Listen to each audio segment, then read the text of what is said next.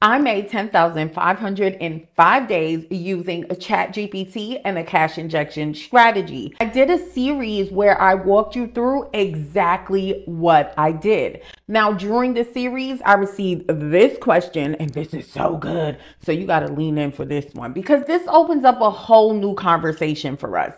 But if you missed the series, let me give you some context.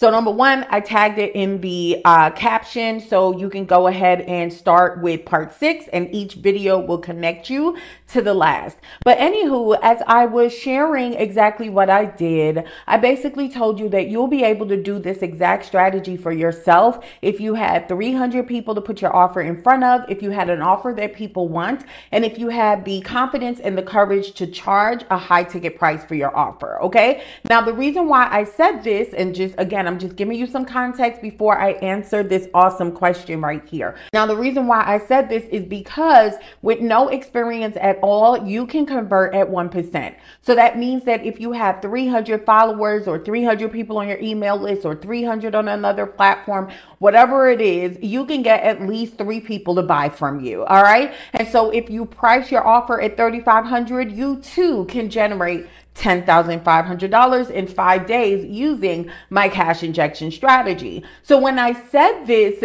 she basically came back and was like, okay, but how do I get these 300 people if I'm starting from zero?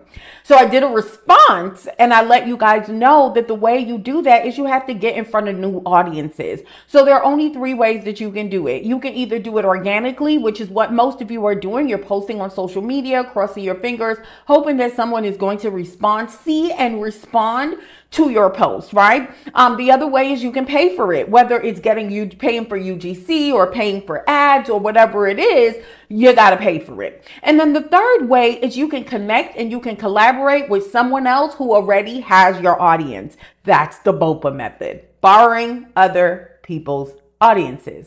So when I said that, she was like, hold up, but how am I supposed to do that? Right? Because you're telling me to go live, but I don't have 1,000 followers on TikTok yet. So I'm not able to go live. And that's why I want to talk to you about what I did to be able to grow on this platform and to be able to start going live very quickly. Okay. All right. So here we go. I started on the TikTok platform in January of this year, but because I knew I was starting in January, I deployed a BOPA interview strategy a couple of months before I came on this platform. All right. Now there are 20 plus ways to be able to borrow other people's audience. If you want to learn more about this, put BOPA in the chat, BOPA.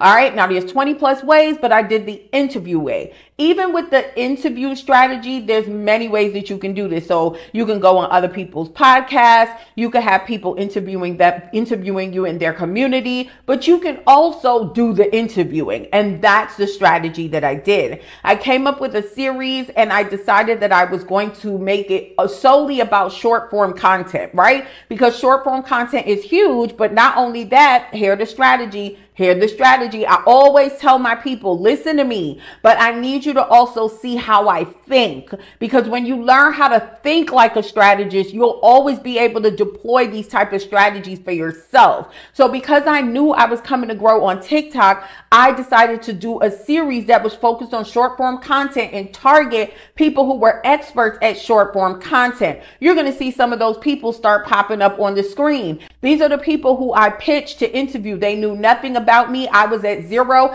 One of them had 1.2 million followers, another one 25K followers, another one over 50K followers. Okay. And I had 0, yet still they allowed me to interview them on my platform. I did a pre-recorded interview, posted that interview on YouTube, and then I broke down that interview into short form content and gave each of those people the short form content that I created. Not every single, one person out of 10, 9 people shared the videos that I gave them on their platform. And that is how I kickstarted my journey on TikTok. Now, there is one more strategy that I did that I guarantee you, if I tell you, every single TikTok marketer is going to come for my neck and disagree with me. But y'all know I'm a G, so I'm going to share that anyway in part 2. Make sure you follow me for part 2.